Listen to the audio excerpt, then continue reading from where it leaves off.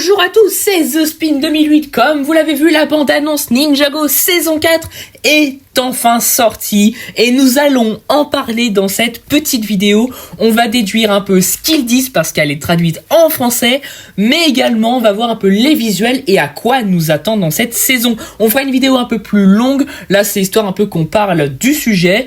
Et puis mettez ce que vous en pensez également en commentaire et vos attentes, je lirai avec grand plaisir.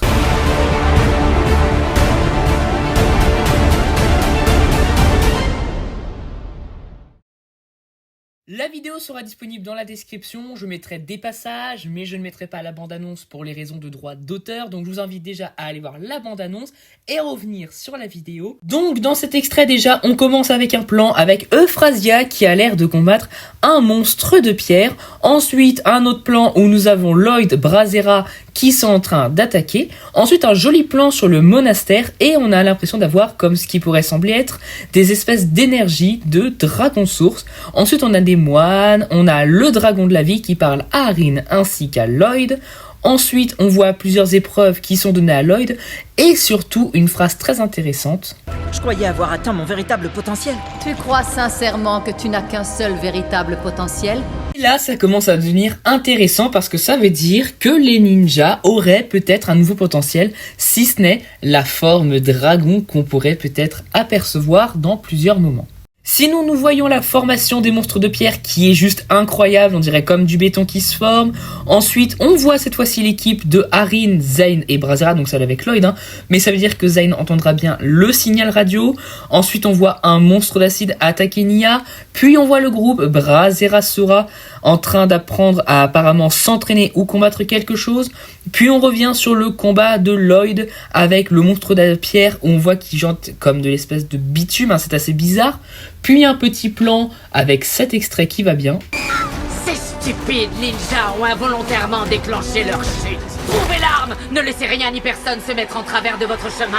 Apparemment, le sceptre du loyaliste serait un objet à trouver et ça c'est quelque chose de bien à savoir. De plus, de qui est-ce qu'elle parle, de qui aurait laissé quoi comme chute, l'impératrice Béatrix, les impériens, je ne sais pas, c'est le grand mystère pour le moment. Puis ensuite on a Arin qui tombe et ensuite on a les pouvoirs élémentaires qui déraillent et on a Euphrasia qui demande ce qui se passe. On a le monstre d'acide qui semble attaquer les espèces de noix de coco assez bizarres. Ensuite nous avons Zane qui attaque un monstre, puis Cole qui se retrouve apparemment à Imperium jusqu'à être arrêté par le loyaliste et ses sbires, mais on ne sait pas qui sera confronté.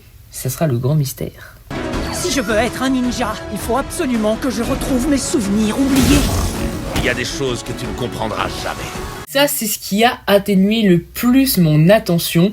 Et oui, Jay veut retrouver sa mémoire, mais comment ? Est-ce que ça sera apparemment ce fameux bocal qui se mettra sur la tête ? Est-ce que la personne qui parle serait ces fameux administrateurs ? Je pense que oui, mais franchement, j'ai hâte d'en découvrir plus.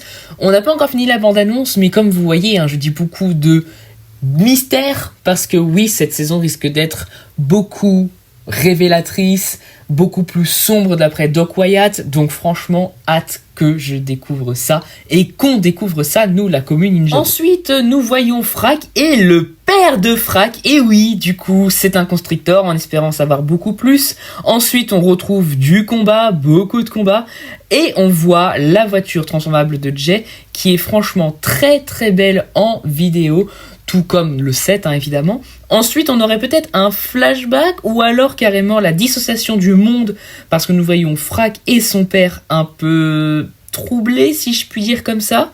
Et le plan se termine avec Lloyd, Cole en golem qui affronte des guerriers de glace, Arin, Zane qui attaque, puis ensuite nous voyons la forme de Lloyd. Waouh, je crois que c'est la première fois depuis Dragon Rising saison 2 qu'on n'a jamais eu autant de choses intéressantes. Du coup, ouais, la mémoire de Jake est vraiment très intéressante et à bien creuser.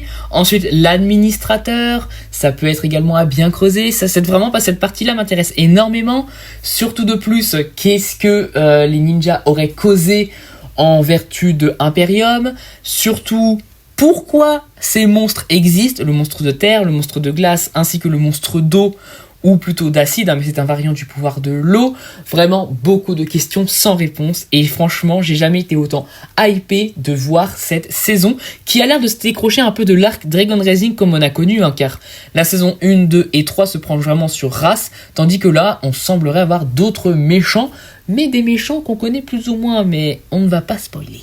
En tout cas, si la vidéo t'a plu, je t'invite à mettre un like pour me soutenir, c'est pas grand chose mais c'est énorme pour moi, de t'abonner si ce n'est pas déjà fait.